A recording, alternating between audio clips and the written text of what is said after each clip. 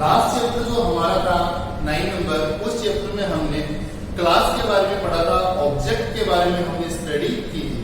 आज हम पढ़ेंगे कि कंस्ट्रक्टर क्या होता है, what is constructor. Last time हमने देखा था कि जब हम कोई क्लास क्रिएट करते हैं, कोई भी क्लास हम डिफाइन करते हैं जिसका नाम सपोज कीजिए एबीसी है, जब आप इस क्लास का कोई ऑब्जेक्ट क्रिएट करते हो तो इस ऑब्जेक्ट के जो मेंबर वेरिएबल है उनकी जो इनिशियल वैल्यू है वो गार्बेज होती है। हम चाहते हैं कि जब हमारी क्लास का जो ऑब्जेक्ट क्रिएट हो तो उस ऑब्जेक्ट जब वो क्रिएट हुआ है, बना है, यानी ऑब्जेक्ट की जब उत्पत्ति हुई है उस समय उस ऑब्जेक्ट के जो मेंबर वेरिएबल है वो कोई ना कोई फिक्स वैल्यू से इनिशियलाइज हो जाए ऑटोमेटिकली। मतलब इनिशियलाइजेशन अपने आप हो जाए, जैसे ऑब्जेक्ट क्रिएट हो वैसे ही हाथों हाथ उसका क्या हो जाए, अपने आप इनिशियलाइजेशन हो जाए। तो ये काम करने के लिए हम कंस्ट्रक्टर और कंस्ट्रक्टर का यूज करते हैं।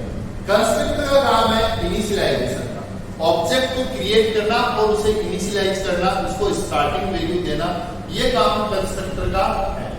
और जो कंस्ट्रक्टर है उसका काम है ऑब्जेक्ट को मेमोरी में से डिस्ट्रॉय करना, यानी जो भी ऑब्जेक्ट है उसका जो कोई यूज नहीं है तो उस वक्त उसे क्या करना, मेमोरी में से रिमूव करना, हटा देना।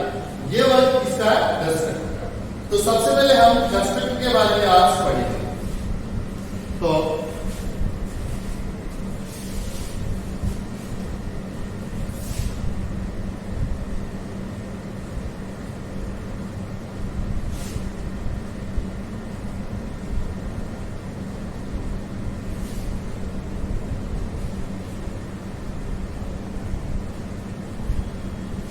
ये हमारे चैप्टर का नाम।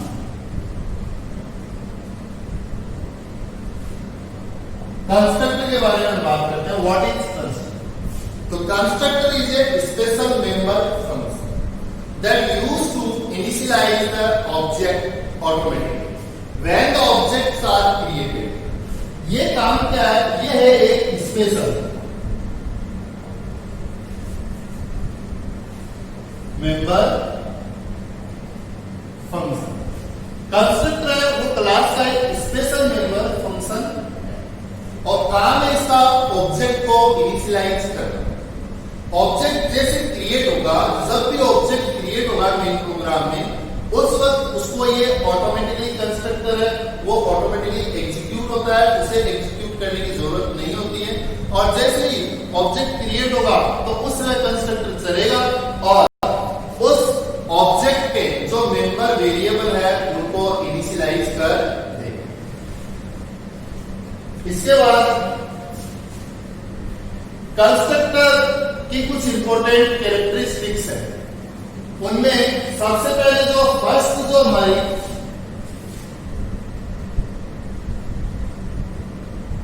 कैरेक्टरिस्टिक्स में जो सबसे पहले कैरेक्टरिस्टिक्स है वो ये है, constructor name same as the class name. यानी कि आपकी क्लास का जो नाम आपने डिसाइड किया है, सपोज कीजिए आपने क्लास का नाम एबीसी दिया है, तो वहां पे जो आप कंस्ट्रक्टर क्रिएट करेंगे उसका नाम भी एबीसी ही होगा। यानी कंस्ट्रक्टर का नाम सेम एज क्लास के नाम के सेम होगा। जो भी नाम आपने क्लास का दिया है, एक्स वाई जेड आप पे डिपेंड है, आप कोई भी नाम दे सकते हैं, पर जो भी नाम क्लास का है उसी नाम का कंस्ट्रक्टर हमें क्रिएट करना पड़ता है। दोनों के नेम क्या होते हैं, सेम। तो फर्स्ट है constructor name same as class name. जो क्लास का नाम है वही इसका नाम होगा कंस्ट्रक्टर। सेकंड जो हमारा इसका कैरेक्टरिस्टिक्स है वो है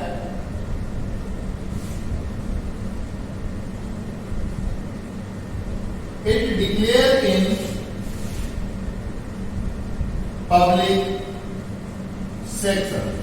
कंस्ट्रक्टर हमेशा पब्लिक सेक्शन में क्रिएट होता है। क्लास के अंदर मैंने आपको बताया था कि हम क्लास के जो मेंबर हैं उनको हम 2 पार्ट में 3 पार्ट में मैंने आपको उसके एक्सेस मॉडिफायर्स बताए थे। पार्ट में जो मेंबर होते हैं उन्हें हम क्लास के आउटसाइड में एक्सेस कर सकते हैं, बट जो प्राइवेट पार्ट में होते हैं उन्हें हम क्लास के आउटसाइड में एक्सेस नहीं कर सकते। तो यहाँ कंस्ट्रक्टर जो है वो हमेशा पब्लिक सेक्शन में ही क्रिएट होंगे। क्यों? क्योंकि इसका जब ऑब्जेक्ट बनेगा, क्लास का जब ऑब्जेक्ट क्रिएट होगा तो जो ऑब्जेक्ट है वो क्लास के बाहर बनता है। मेन प्रोग्राम में ऑब्जेक्ट क्रिएट होता है, तो वहां पे कंस्ट्रक्टर को जो कॉलिंग का काम है वो क्लास के बाहर से हो रहा है।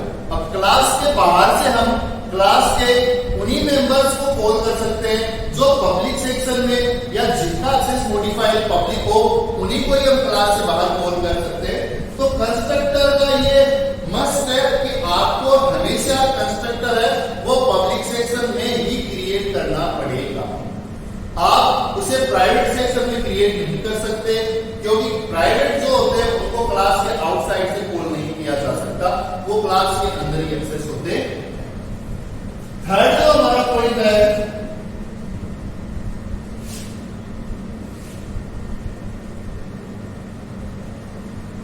it automatically call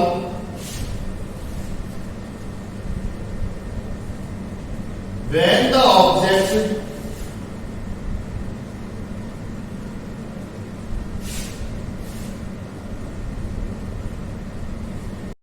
ऑब्जेक्ट आ रही है, ये अपने आप ही चल जाएगा, ऑटोमेटिकली कॉल होगा। आपको किसी भी तरह की कोई भी स्टेटमेंट लगा के इसको कॉल करने की रिक्वायरमेंट नहीं है। जैसे ही ऑब्जेक्ट क्रिएट होगा मेन प्रोग्राम में, वैसे कंस्ट्रक्टर अपने आप ही क्या होगा, एग्जीक्यूट हो जाएगा। हमें एग्जीक्यूट करने के लिए कोई अलग से कमांड राइट करने की जरूरत नहीं है, अलग से कोई इंस्ट्रक्शन या कोई स्टेटमेंट हमें राइट करने की जरूरत नहीं है। जब ऑब्जेक्ट क्रिएट होगा तब ये ऑटोमेटिक कॉल हो जाएगा, हमें इसको कॉल करने की कोई रिक्वायरमेंट नहीं है, ऑटोमेटिक होगा। अगला जो हमारा फोर्थ पॉइंट है,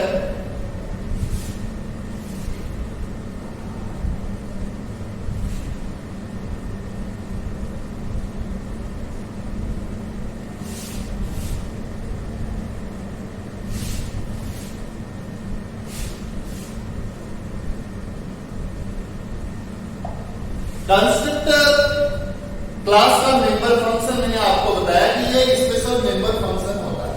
नॉर्मली हम जब फंक्शन की बात करते हैं तो फंक्शन प्रोटोटाइप में तीन चीजें बताई जाती है, फंक्शन का रिटर्न टाइप, फंक्शन का नेम और फंक्शन के आर्गुमेंट। बट ये जो कंस्ट्रक्टर है ये भी एक मेंबर फंक्शन ही है, बट ये स्पेशल टाइप का मेंबर फंक्शन है। नॉर्मल फंक्शन हम बनाते हैं तो फंक्शन क्या करता है, मेन प्रोग्राम को यानी जो कॉलिंग फंक्शन है उसको कोई ना कोई वैल्यू क्या करता है, रिटर्न करता है। But constructor not have any return type, constructor का कुछ भी रिटर्न टाइप नहीं होता। यहाँ कंस्ट्रक्टर है वो कोई भी रिटर्न नहीं करता, तो कंस्ट्रक्टर का रिटर्न टाइप डिफाइन नहीं किया जाता। कंस्ट्रक्टर किसी भी टाइप की कोई भी वैल्यू रिटर्न नहीं करता है। अगला जो हमारा पॉइंट है,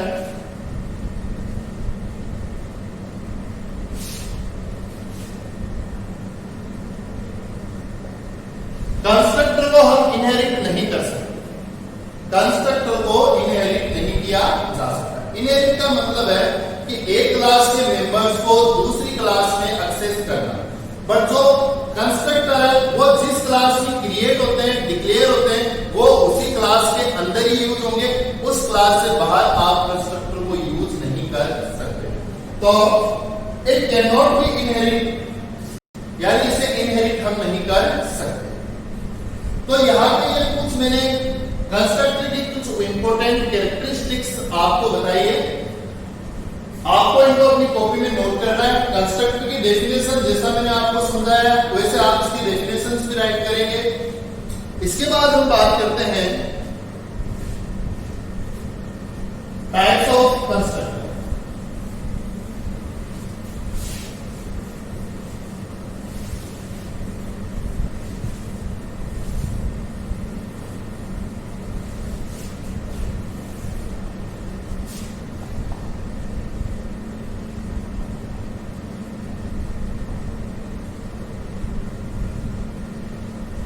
कंस्ट्रक्टर के प्रकार, types of constructor mainly two types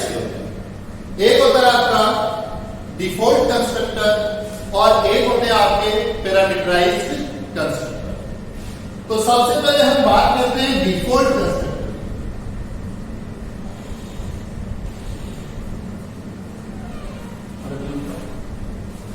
default constructor, default constructor क्या होता है? A constructor that cannot take any argument, a constructor that cannot take any argument to initialize the object, यानी कि वो कंस्ट्रक्टर जो कोई भी आर्ग्यूमेंट नहीं लेता है। मेन प्रोग्राम से जब ऑब्जेक्ट क्रिएट होता है उस समय वो कंस्ट्रक्टर कोई भी आर्ग्यूमेंट नहीं लेता है, बट ऑब्जेक्ट को वो एक फिक्स वैल्यू से इनिशियलाइज करेगा। कोई एक फिक्स्ड वैल्यू होगी, उस फिक्स्ड नंबर से वो क्या करेगा, उसको इनिशियलाइज कर देगा। तो इस टाइप का जो कंस्ट्रक्टर है उसको हम बोलते हैं डिफॉल्ट कंस्ट्रक्टर। तो मतलब it can not take any argument and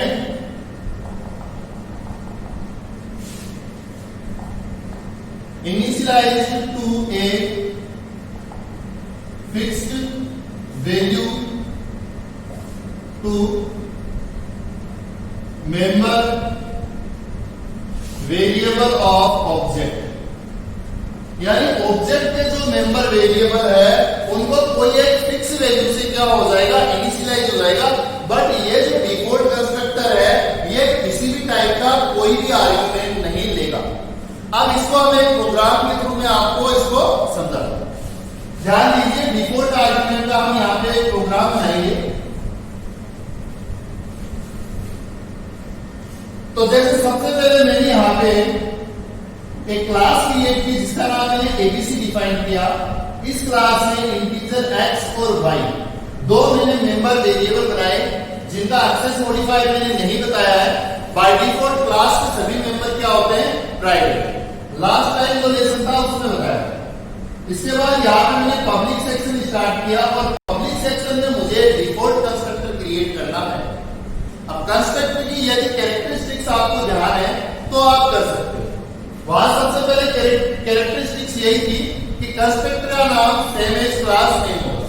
तो यहाँ पे मैंने जो क्लास का नाम डिफाइन किया था एबीसी, उसी नाम का मैं यहाँ पे एक फंक्शन क्रिएट कर दूंगा। इसका मैंने कोई भी रिटर्न टाइप नहीं बताया कि कंस्ट्रक्टर का कोई रिटर्न टाइप डिफाइन नहीं किया, क्योंकि कंस्ट्रक्टर का रिटर्न टाइप होता ही नहीं है, वॉइड भी नहीं होता। तो यहाँ तो मैंने एक्स और वाई जो आपको दिखाई दे रहे हैं मेंबर वेरिएबल, और ये एबीसी नाम, क्लास का नाम एबीसी। तो यहाँ पे ये जो एबीसी नाम का है ये कंस्ट्रक्टर बन गया। यहाँ ये ब्रैकेट आप देख सकते हैं ब्लैक का, इसमें कोई भी वैल्यू नहीं है। यहाँ ब्रैकेट में आर्ग्यूमेंट होते हैं, बट डिफॉल्ट कंस्ट्रक्टर तो आर्ग्यूमेंट लेता ही नहीं है। तो इस वजह से ये क्या हो गया, यहाँ पे ब्लैंक। यहाँ पे मैंने इसको x को इनिशियलाइज किया 0 से, y को इनिशियलाइज किया 0 से, क्योंकि मैंने यहाँ x और y को कोई फिक्स वैल्यू से इनिशियलाइज कर दिया। मैंने यहाँ x और y को 0 0 से इनिशियलाइज किया है। इसके बाद एक फंक्शन मैंने बनाया शो फंक्शन, जिसके थ्रू मैंने काउट के थ्रू x की वैल्यू को प्रिंट किया है और y की वैल्यू को मैंने यहाँ पे क्या किया है, प्रिंट किया। तो ये मैंने यहाँ पे दो फंक्शन बना दिए। ये है कंस्ट्रक्टर, ये है आपका शो फंक्शन, जो x और y जो क्लास के मेंबर है उनको डिस्प्ले करेगा, उनकी वैल्यू को शो करेगा। क्लास जो स्टार्ट की थी यहाँ पे मैंने क्लास को क्लोज करके सेमीकोलन लगाया। अब ये जो कंस्ट्रक्टर है ये यहाँ पे हमने केवल क्लास क्रिएट की है, इसका हमने ऑब्जेक्ट क्रिएट नहीं किया। तो इसका ऑब्जेक्ट बनाने के लिए हम यहाँ पे मेन प्रोग्राम बनाएंगे, void मेन।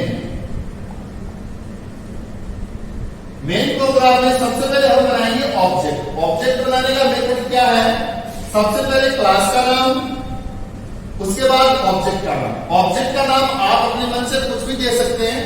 मैंने यहाँ ऑब्जेक्ट का नाम दिया ओबीजे। तो जैसे मैंने यहाँ ओबीजे नाम का ऑब्जेक्ट क्रिएट किया, इसी वक्त हाथों हाथ क्या हुआ, ये ऑब्जेक्ट जैसे क्रिएट होगा मेमोरी में, ऑटोमेटिकली ये कंस्ट्रक्टर क्या होगा, एग्जीक्यूट हो जाएगा। तो ऐसा मान लीजिए कि आपका ये मेमोरी में एक ओबी नाम का ऑब्जेक्ट बना, जिसके ये दो और इसमें एक एबीसी नाम का कंस्ट्रक्टर है और एक इसमें शो नाम का फंक्शन है। तो जैसे ही ऑब्जेक्ट क्रिएट होगा, ऑब्जेक्ट क्रिएट होते ही ये कंस्ट्रक्टर ऑटोमेटिकली एग्जीक्यूट हो जाएगा और x और y की वैल्यू क्या हो जाएगी, 0 0। ये इस ऑब्जेक्ट के जो मेंबर वेरिएबल है इनकी, और इनकी वैल्यू 0 0 किसने की, इस ऑब्जेक्ट के इस कंस्ट्रक्टर ने, क्योंकि कंस्ट्रक्टर ऑब्जेक्ट बनेगा उस समय अपने आप ही एग्जीक्यूट हो जाता है। उसके बाद अब मुझे देखना है कि ये y या नहीं हुआ, इनिशियलाइजेशन x और y की वैल्यू को प्रिंट करके देगा। तो यहाँ पे मैं जो शो फंक्शन है उसको क्या करूंगा, कॉल करूंगा। तो कॉल करने के लिए मैंने बताया था कि पहले ऑब्जेक्ट का नाम, उसके बाद डॉट ऑपरेटर आपको लगाना है और जिस फंक्शन को आप प्रिंट चलाना चाहते हैं, या x और y की वैल्यू कौन सा फंक्शन करेगा प्रिंट, शो फंक्शन। तो ऑब्जेक्ट डॉट शो फंक्शन, ऐसा करने में क्या होगा, आपका ये शो फंक्शन एग्जीक्यूट होगा और गेट सीरीज लगा के इसको मैंने यहाँ पे क्या कर दिया, एंड कर दिया, प्रोग्राम को यहाँ पे खत्म कर दिया। तो जैसे एबीसी क्लास का एक ऑब्जेक्ट बना, ओबीजे बनते ही कंस्ट्रक्टर एग्जीक्यूट हुआ, एग्जीक्यूट होते ही इस ऑब्जेक्ट के जो मेंबर वेरिएबल है x और y, उनकी इनिशियल वैल्यू 0 हो गई और शो फंक्शन के थ्रू वो वैल्यू मैंने प्रिंट करके दे दी। तो जब शो फंक्शन चलेगा तो x और y की वैल्यू 0 0 होगी, बट मैंने यहां से तो वैल्यू भेजी नहीं, यहां ऑब्जेक्ट के साथ मैंने वैल्यू ट्रांसफर नहीं की है। ये क्या हुआ, ऑब्जेक्ट क्रिएट होते ये यहां से कंस्ट्रक्टर चला तो ऑटोमेटिकली इनिशियलाइज हो गया 0 0 से। ये वैल्यू यदि आप यहां चेंज कर देते हो, 0 0 की जगह कोई भी फिक्स वैल्यू आप दोगे, तो उस वैल्यू से ये ऑब्जेक्ट के जो मेंबर वेरिएबल है वो इनिशियलाइज हो जाएंगे। अगला जो हमारा जो कंस्ट्रक्टर का जो सेकंड टाइप है वो है पैरामीटराइज्ड कंस्ट्रक्टर। इससे पहले हमने अभी डिफॉल्ट कंस्ट्रक्टर के बारे में देखा, जैसे कोई आर्गुमेंट नहीं लेता है, बट पैरामीटराइज्ड कंस्ट्रक्टर वो कंस्ट्रक्टर होगा जो आर्गुमेंट देगा और जो भी हम आर्गुमेंट देंगे उसी आर्गुमेंट से वो ऑब्जेक्ट को इनिशियलाइज करेगा। तो पैरामीटराइज्ड कंस्ट्रक्टर की डेफिनेशन के बारे में बात करें तो इसकी डेफिनेशन क्या होगी, a constructor that takes arguments and used to argument to initialize the object, यानी कि वो कंस्ट्रक्टर जो आर्गुमेंट लेगा और उस आर्गुमेंट से ऑब्जेक्ट को इनिशियलाइज करेगा, उसको हम क्या बोलेंगे, पैरामीटराइज्ड कंस्ट्रक्टर।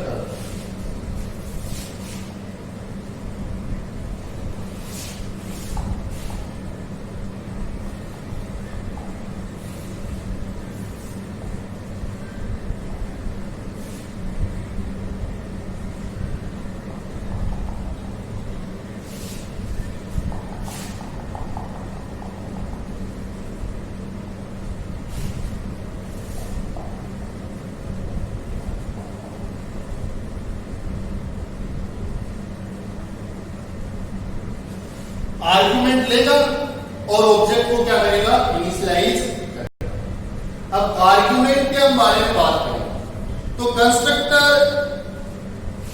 पैरामीटराइज्ड कंस्ट्रक्टर जो है उसके कई टाइप हो सकते हैं, जैसे कि ऐसा कंस्ट्रक्टर जो केवल एक ही आर्गुमेंट ले, या वो कंस्ट्रक्टर जो 2 आर्गुमेंट ले या 3 आर्गुमेंट ले।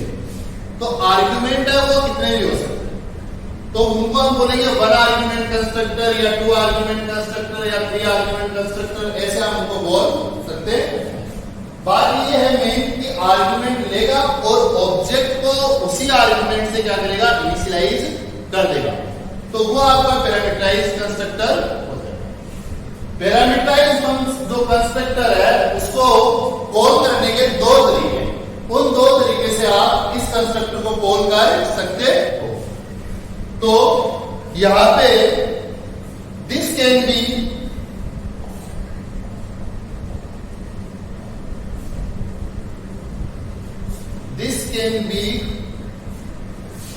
कॉल्ड इन 2 ways, 2 तरीके हो गए कॉलिंग के।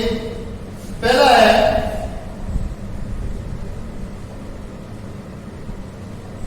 इम्प्लिसिट, क्या है, implicit, IMPLICIT, implicit calling. Implicit calling में क्या होता है कि आपको इसमें क्लास का नाम बताना होगा, उसके बाद ऑब्जेक्ट का नाम बताना होगा और उसके बाद उसके आर्गुमेंट लिस्ट आपको बतानी होगी। तो सबसे पहले क्लास का नेम अंडरस्कोर आएगा यहां,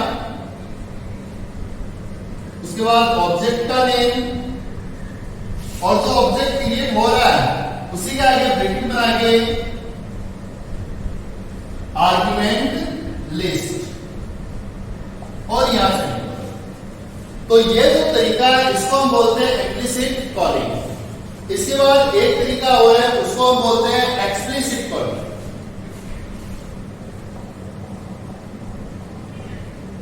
एक्सप्लिसिट जो तरीका है उसमें सबसे पहले क्लास का नेम, उसके बाद ऑब्जेक्ट का नेम, फिर इक्वल का साइन, फिर यहां कंस्ट्रक्टर का नेम और ब्रैकेट में आर्गुमेंट लिस्ट, जो भी आर्गुमेंट हम पास करना चाहते हैं वो। तो यहां पे कंस्ट्रक्टर को कॉल करने के ये दो तरीके हैं। ये क्वेश्चन एग्जाम में भी आ चुका है, 1 मार्क्स का आया हुआ है ये क्वेश्चन कि राइट द टू वे या two method to call a constructor. तो यहां पे आपको इम्प्लिसिट मेथड में इस तरीके से इसका सिंटैक्स बताना है और एक्सप्लिसिट मेथड में आपको इस तरीके से इसका सिंटैक्स क्या करना है बताना है। अब हम एक प्रोग्राम बनाएंगे पैरामीटराइज्ड कंस्ट्रक्टर का और उसमें हम देखेंगे कि किस तरीके से हम आर्गुमेंट पास करते हैं और किस तरीके से वो कंस्ट्रक्टर है ऑटोमेटिकली कॉल हो जाता है और मेंबर वेरिएबल को क्या करता है इनिशियलाइज करता है। तो यहां पे हम पैरामीटराइज्ड जो कंस्ट्रक्टर है उसका एक प्रोग्राम बनाते हैं। प्रोग्राम के थ्रू हम इसे समझने की कोशिश करते हैं। तो सबसे पहले मैंने यहां पे एक क्लास बनाई जिसका नाम मैंने दिया एबीसी और इस क्लास में मैंने इंटीजर में x, y दो वेरिएबल बनाए। फिर मैंने यहां पब्लिक सेक्शन में एबीसी नाम का एक कंस्ट्रक्टर बनाया जो जिसके आर्गुमेंट है इंटीजर x और y। यहां पे this x equal to x, this y equal to y और एक फंक्शन मैंने यहां किया void शो फंक्शन क्रिएट किया जिसके थ्रू हम जो क्लास के मेंबर वेरिएबल है जो कंस्ट्रक्टर कॉलिंग के वक्त इनिशियलाइज है उनकी वैल्यू को हम यहां डिस्प्ले करके चेक करेंगे कि वो इनिशियलाइज हुए या नहीं हुए, उनकी क्या वैल्यू होगी। तो यहां सी आउट के थ्रू सबसे पहले हमने x इक्वल टू x की वैल्यू प्रिंट की, सी आउट के थ्रू यहां पे मैंने y इक्वल टू y की वैल्यू को यहां पे प्रिंट किया और ये मैंने यहां पे क्लास को क्लोज किया। इसके बाद यहां इस क्लास का हम यहां मेन प्रोग्राम बनाते हैं void main प्रोग्राम। अब मेन प्रोग्राम में हम इस क्लास का ऑब्जेक्ट क्रिएट करेंगे और उस ऑब्जेक्ट को हम क्या करेंगे आर्गुमेंट पास करेंगे। जो भी आर्गुमेंट हम पास करेंगे उन्हीं आर्गुमेंट से इस क्लास के जो मेंबर वेरिएबल है x और y वो क्या होंगे इनिशियलाइज हो जाएंगे। तो यहां पे क्लास का ऑब्जेक्ट क्रिएट करने के लिए सबसे पहले क्लास का नाम, उसके बाद ऑब्जेक्ट का नाम। अब जैसे ये ऑब्जेक्ट क्रिएट हुआ उस समय कंस्ट्रक्टर अपने आप ऑटोमेटिकली कॉल होगा और ये हमारे पास यहां जो कंस्ट्रक्टर है वो है पैरामीटराइज्ड कंस्ट्रक्टर। तो हम इसमें पैरामीटराइज्ड कंस्ट्रक्टर में क्या होता है कि हमें इसके आर्गुमेंट आदि भी हाथों हाथ क्या करने पड़ते हैं पास करने पड़ते हैं। तो यहां पे मैंने आर्गुमेंट में इसमें दो वैल्यू पास की 10 और 20 क्योंकि ये कंस्ट्रक्टर इस ऑब्जेक्ट के लिए यहां पे जो पैरामीटराइज्ड कंस्ट्रक्टर है इसमें यहां पे ये 2 वैल्यू ले रहा है एज ए आर्गुमेंट 2 वैल्यू लेगा। तो मेरे को यहां जब ऑब्जेक्ट क्रिएट किया है मैंने यहां पे तो उस वक्त इसमें मुझे यहां से 2 वैल्यू पास करनी पड़ेगी। तो यहां पे मैंने ये 2 वैल्यू यहां से क्या की पास और सेमीकोलन लगा दिया। अब आप मुझे ये बताएंगे कि यहां पे मैंने किस टाइप की कॉलिंग की है पैरामीटराइज्ड, इंप्लिसिट कॉल किया है या एक्सप्लिसिट कॉल किया है। ये आप बताइए। यहां पे हमने इसको कौन सी कॉलिंग की है? इम्प्लिसिट कॉलिंग की है। इम्प्लिसिट का सिंटेक्स बताया था अभी थोड़ी देर पहले, तो वहां उसमें आप देख सकते हो जिसमें सिंटेक्स क्या था? क्लास का नाम, ऑब्जेक्ट का नाम, ब्रैकेट में आर्गुमेंट। तो ये इम्प्लिसिट कॉलिंग होगी। इसके बाद इसका जो ऑब्जेक्ट बना है उसको हम वैल्यू को हम उसकी को प्रिंट करने के लिए शो फंक्शन यूज करेंगे और गेट सीएस लगा के इस प्रोग्राम को यहीं पे क्लोज करेंगे। अब यहां ध्यान देने वाली बात ये है कि जब एबीसी क्लास का ये ऑब्जेक्ट क्रिएट हुआ उस समय यहां पे मैंने दो आर्गुमेंट पास किए हैं 10 और 20। तो जो 10 है तो उस 10 की कॉपी किसमें होगी? x में, और जो 20 है उसकी कॉपी किसमें हो जाएगी? y में। x और y में। तो यहां जो ये कंस्ट्रक्टर है इसके अंदर जो ये आर्गुमेंट x और y है, यहां इस x की वैल्यू 10 हो गई और y की वैल्यू क्या हो गई? 20। जो वहां से यहां आ गई है उसने वहां से आर्गुमेंट पास किया, वो आर्गुमेंट यहाँ x और y नाम के दो वेरिएबल है उनमें स्टोर हो गए फंक्शन के आर्गुमेंट में। यहां पे आप देख सकते हो मैंने दिस कीवर्ड का यूज किया और एक एरो का सिंबल लगाया। अब ये दिस कीवर्ड मैंने क्यों लगाया? इसका क्या रीजन है? इसका रीजन ये है कि यहां पे आप देख सकते हैं कि क्लास के जो मेंबर वेरिएबल है जिनका नाम क्या है? x और y, और इस कंस्ट्रक्टर के अंदर जो आर्गुमेंट है उनका नाम भी क्या है? x और y। तो यहां पे मेंबर वेरिएबल का नाम, क्लास के मेंबर वेरिएबल का नाम और कंस्ट्रक्टर के आर्गुमेंट का नाम क्या हो गया? सेम। अब इस मामले में क्या होता है? यदि आप डायरेक्ट यहां x करते हो तो इस मामले में ये x और y ये नॉर्मली यही यूज होते हैं, क्योंकि यहां नाम सेम होने की वजह से क्लास के जो मेंबर है वो क्या हो जाते हैं? हाइड हो जाते हैं, छिप जाते हैं। तो यदि मेरे को इस x का यहां यूज करना है तो इस x के पहले मेरे को दिस कीवर्ड और एरो का सिंबल लगाना पड़ेगा, और y को यूज करना है तो दिस कीवर्ड और ये एरो का सिंबल लगा के लेना पड़ेगा। तो यहाँ पे जो ये x है वो तो ये मेंबर, ये आर्गुमेंट वाला x और क्या है? y है, और जो ये x और y है वो आपके क्लास के मेंबर वेरिएबल वाले x और y है। अब यदि आप इस दिस वाले लफड़े से बचना चाहते हो तो उसका एक सॉल्यूशन ये है कि आप इनके नाम क्या करो? अलग अलग कर दो, सेम नाम मत करो। तब आपको ये दिस वाला पॉइंट लगाने की जरूरत नहीं है, क्योंकि दिस एक क्या होता है? पॉइंटर ही होता है जो क्लास के मेंबर वेरिएबल को पॉइंट करता है। तो यदि ये दिस वाले सिस्टम से हम बचना चाहते हैं तो हम क्या करेंगे? यहाँ पे ये जो x और y हमने बनाए हैं इन x और y का हम क्या करेंगे? नाम चेंज कर देंगे, ताकि इनका नाम सेम होगा नहीं, और जब नाम सेम नहीं होगा तो दिस कीवर्ड लगाने की रिक्वायरमेंट नहीं रहेगी। तो यहां पर सपोज कीजिए मैंने इसका नाम p दे दिया और इसका नाम मैंने q कर दिया, तो integer p comma integer q। तो यहाँ 10 किसमें गए? p में, 20 किसमें स्टोर हो गए? q में। अब मैंने किया x इक्वल टू p और y इक्वल टू q। अब क्या हो गया? यहाँ पे p की वैल्यू x में गई और q की वैल्यू किसमें चली गई? y। वो पहले जैसा है वर्क अभी हुआ है, y मेंबर वेरिएबल इनिशियलाइज हुए, बट यहाँ पे क्या हो गया? नाम अलग हो गया। तो यदि आप दिस से बचना चाहते हैं, तो दिस वाले पॉइंटर उस मेथड से बचना चाहते हैं, तो आप यहाँ पे क्या करो? यहाँ जो कंस्ट्रक्टर के अंदर जो आर्गुमेंट है उनके नाम यदि आप चेंज कर देते हो, मेंबर वेरिएबल की तरह सेम नाम नहीं करते हो, तो आपको दिस लगाने की जरूरत नहीं है। और यदि यहाँ आर्गुमेंट के और मेंबर वेरिएबल के नाम सेम हो जाते हैं तो वहां पे इस मेंबर वेरिएबल को आइडेंटिफाई करने के लिए या इसको कंस्ट्रक्टर के अंदर एक्सेस करने के लिए दिस कीवर्ड आपको लगाना पड़ेगा। तो ये वैल्यू यहां से किसमें गई?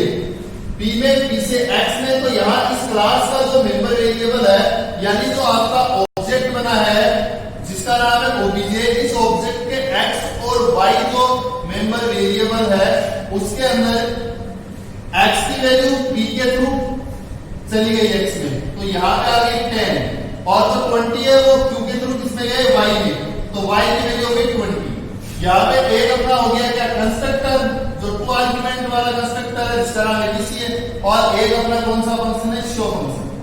शो फंक्शन है वो क्या करेगा? इसको प्रिंट करेगा। मैंने क्या ओबीजे डॉट शो, अब क्या हुआ, ये शो फंक्शन चलेगा, शो फंक्शन रन होगा तो x और y की वैल्यू प्रिंट हो जाएगी।